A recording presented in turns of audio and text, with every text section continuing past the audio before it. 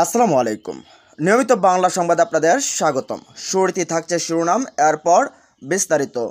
বাংলাদেশ নিয়ে চরম ভয়ে ভারত, ডক্টর ইউনূস, তারপরে বিএনপি জামায়াতের আগমন। এবার ভারত জুড়ে হাহাকার, বাংলাদেশি পর্যটন না পাওয়ায় ভারতের পর্যটন কেন্দ্রগুলো ফাঁকা। এবং সবশেষ জানিয়ে দেব, প্রধান উপদেষ্টার সাথে সাক্ষাৎ করেন পাকিস্তানের হাই কমিশনার। এতক্ষণ শুনছেন সংবাদ শিরোনাম, এবার জানুন পুরো বিস্তারিত। আউটলুক ইন্ডিয়ার নিবন্ধ, বাংলাদেশ নিয়ে ভারতের নতুন শঙ্কা। শেখ হাসিনার রাজনৈতিক মৃত্যু এবং কূটনৈতিক পতন মোদী সরকারের জন্য একটি বড় ধাক্কা। 15 বছরের বেশি সময় ক্ষমতায় থাকাকালীন হাসিনার সঙ্গে সব কূটনৈতিক প্রচেষ্টা, শক্তি এবং সম্পদ বিনিয়োগ করার পরে হঠাৎ এমন পাদা বদলে অনেকটা সিদ্ধান্তহীনতা এবং বেকায়দা পড়ে যায় নয়াদিল্লি। তবে নোবেলজয়ী ডক্টর মোহাম্মদ ইউনূসের নেতৃত্বে অন্তর্বর্তী সরকারের কিছুটা স্বস্তি থাকলেও পরবর্তীতে কারা আসছে সেটা নিয়ে তারা শঙ্কায় রয়েছেন। ভারতের উদ্যোগ অন্তর্বর্তী সরকার নিয়ে যতটা নয়, তার চেয়েও বেশি পরবর্তী জাতীয় নির্বাচনে কোন দল ঢাকার ক্ষমতার মসনদে বসবেন। খালেদা জিয়ার নেতৃত্বাধীন বাংলাদেশ জাতীয়তাবাদী দল এবং বিশেষ করে বিএনপির জোটভুক্ত দলগুলো পাকিস্তানের গোয়েন্দা সংস্থা আইএসআই এর প্রভাব বলে রয়েছে বলে মনে করছেন নয়াদিল্লি, যারা ভারতের জাতীয় স্বার্থের সম্পূর্ণ বিরোধী এবং বিদ্বেষী।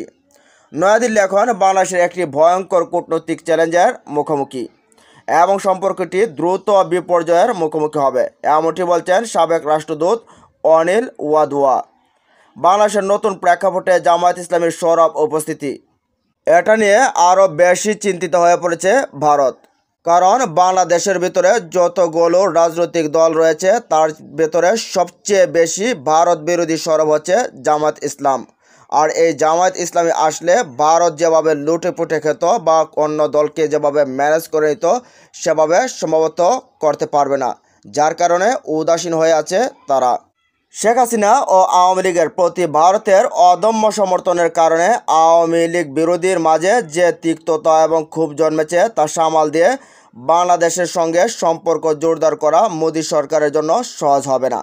এ প্রসঙ্গে সাবেক কূটনীতিক রাজীব ভাটিয়া বলেন, এটি ধীরে ধীরে করতে হবে, ধাপে ধাপে।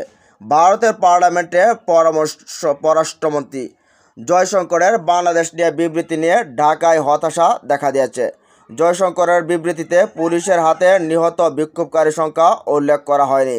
বাংলাদেশে যুক্তরাষ্ট্রের ঘাঁটি করার অনুমতি নাকচ করার জেরে হাসিনা সরকার উৎখাতের শিকার হয়েছেন, তাই সরকার পতনের পেছনে যুক্তরাষ্ট্রকে দায়ী করেছেন ভারতে আশ্রয় নেওয়া শেখ হাসিনা। তবে নিজের ত্রুটিগুলো স্বীকার না করে বিদেশি শক্তির হস্তক্ষেপকে দোষারোপ করা দক্ষিণ এশিয়ার নেতাদের একটি পুরনো অজুহাত। অতীতে ইন্দিরা গান্ধী প্রায় বিদেশি শক্তির ইন্ধনের অভিযোগ তুলেছিলেন। ইমরান খানও অনাস্থা ভোটে হেরে যাওয়ার পর যুক্তরাষ্ট্রকে দোষারোপ করেছিলেন।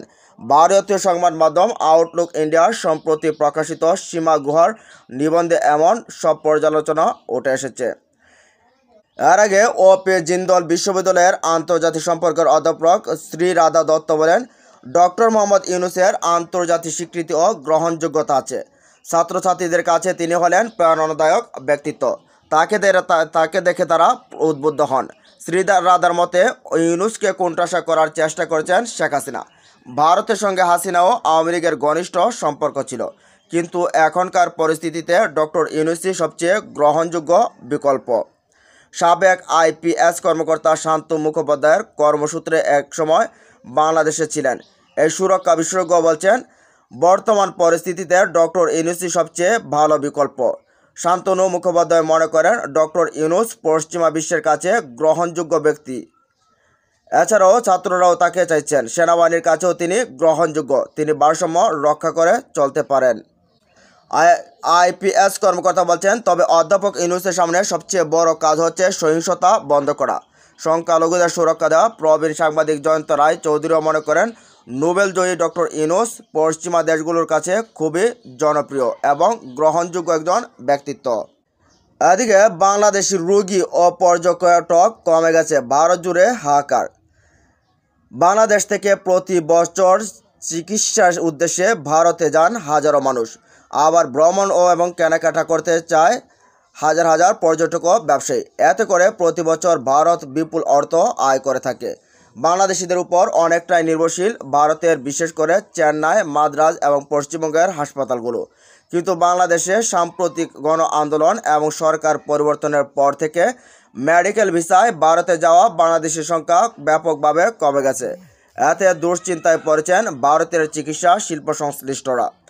বাংলাদেশের সরকারি চাকরিতে কোটা ব্যবস্থা সংস্কারের দাবিতে গত জুলাইয়ের মাঝামাঝি দেশ জুড়ে আন্দোলন ছড়িয়ে পড়ে। ধীরে ধীরে সেটি রূপ নেয় সরকার বিরোধী আন্দোলনে। শেষ পর্যন্ত গণ আন্দোলনের মুখে গত 5 আগস্ট পদত্যাগ করে নয়াদিল্লি পালিয়ে যান শেখ হাসিনা। এ অবস্থায় অস্থিতিশীল পরিস্থিতির কারণ দেখিয়ে গত 7 আগস্ট বাংলাদেশের সব ভারতীয় ভিসা সেন্টার বন্ধ করে ঘোষণা করে ভারত। আর 4 দিন পরে অবশ্য সেগুলো খুলে দেওয়া হয়। 11 আগস্ট ভারতীয় ভিসা সেন্টারের ওয়েবসাইটে এক বার্তায় বলা হয়, ঢাকা, সিলেট, চট্টগ্রামের ভিসা সেন্টারগুলো থেকে পাসপোর্ট ডেলিভারি দেওয়া হবে, তবে পরবর্তী নির্দেশনা না দেওয়া পর্যন্ত নতুন কোনো আবেদন গ্রহণ করা হবে না। ভারতের বিভিন্ন গণমাধ্যমের তথ্যে জানা যায়, 2022 সালের ভারতে বেড়াতে যাওয়া বিদেশি পর্যটকদের সংখ্যায় দ্বিতীয় অবস্থানে ছিলেন বাংলাদেশিরা। তাদের উপরে ছিল কেবল যুক্তরাষ্ট্র।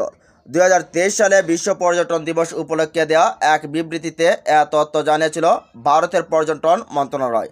বিবৃতিতে বলা হয়, 2022 সালে ভারতে ভ্রমণকারী বিদেশি পর্যটকদের শীর্ষ 3 উৎস ছিল যুক্তরাষ্ট্র, ভারত 22.19%, বাংলাদেশে 20.29%, এবং যুক্তরাজ্য 9.98%। ওই বছর পর্যটন খাত থেকে 1,38,543 কোটি রুপি আয় করেছিল ভারত। ফলে ভারতের পর্যটন শিল্প বাংলাদেশের উপর অনেকটা নির্ভরশীল। বিশেষ করে পশ্চিমবঙ্গের অর্থনীতিতে বাংলাদেশি পর্যটকদের অবদান উল্লেখযোগ্য। এদিকে দ্বিপাক্ষিক সম্পর্ক ও আঞ্চলিক সহযোগিতা জোরদার করার উপর গুরুত্বারোপ। প্রধান উপদেষ্টার সাথে সাক্ষাৎ করলেন পাকিস্তানের হাইকমিশনার। বাংলাদেশে অন্তর্বর্তীকালীন সরকারের প্রধান উপদেষ্টা অধ্যাপক ডক্টর মোহাম্মদ ইউনূসের সাথে সাক্ষাৎ করছেন ঢাকায় কর্মরত পাকিস্তানের হাইকমিশনার সৈয়দ আহমেদ মারুফ। এ সময় প্রধান উপদেষ্টার দ্বিপাক্ষিক ও আঞ্চলিক সহযোগিতা, বিশেষ করে সার্ক সম্পর্কে তার দৃষ্টিভঙ্গি এবং দক্ষিণ এশিয়ার জনগণকে সংযুক্ত করতে এবং তাদের জীবনকে উন্নত করার ক্ষেত্রে গুরুত্বপূর্ণ ভূমিকার কথা উল্লেখ করেন। তিনি ঘনিষ্ঠ দ্বিপাক্ষিক সম্পর্ক এবং সার্কের বিষয়ে মতামতের ঐক্যমতে পাকিস্তানের আগ্রহের প্রশংসা করেন এবং পারস্পরিক স্বার্থে দ্বিপাক্ষিক সম্পর্ক ও আঞ্চলিক সহযোগিতা জোরদার করার উপর গুরুত্ব আরোপ করেন। হাইকমিশনার মারুফ বলেন, বাংলাদেশের চলমান বন্যার কারণে সৃষ্ট ধ্বংসযজ্ঞের পাকিস্তানের সরকার ও জনগণ গভীরভাবে উদ্বিগ্ন। ত্রাণ সামগ্রীর একটি তালিকা বিনিময়ের সময় বিতরণের করা যেতে পারে।